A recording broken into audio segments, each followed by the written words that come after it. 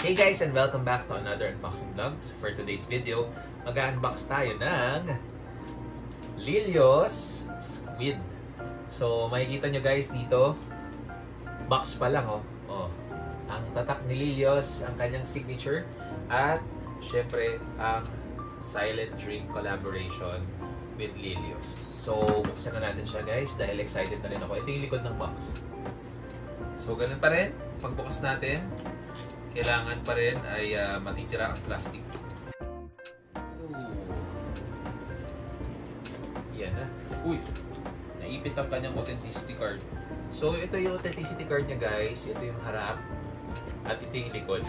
May parang chichirya ng may squid na chichirya. Okay.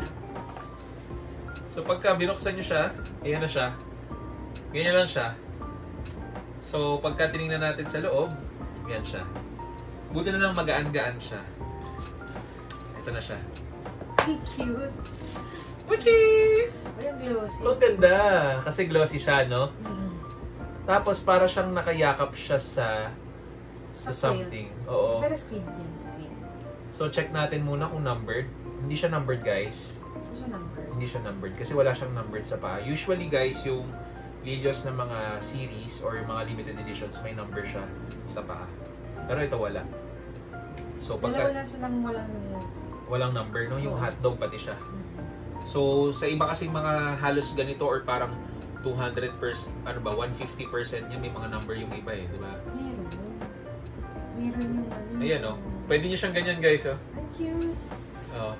Yung una naglabas siya ng hotdog, tapos naglabas siya ng mga patatas, naglabas siya ng radish ba tawag doon? Tapos ngayon naglabas na siya ng squid. So most probably parang mga ano siya eh, mga ano sa bahay. Ingredients. Yeah. So ito yung harap, ito yung likod. Maganda siya kasi glossy siya. Tsaka nakakatuwa siyang hawakan. Alam mo, hindi ko siya in-expect na maganda.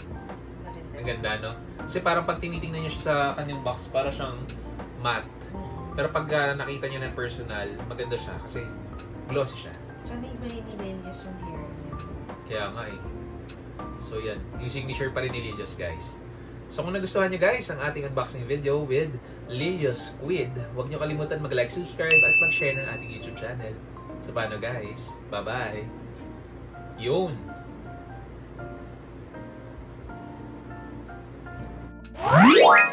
Luta.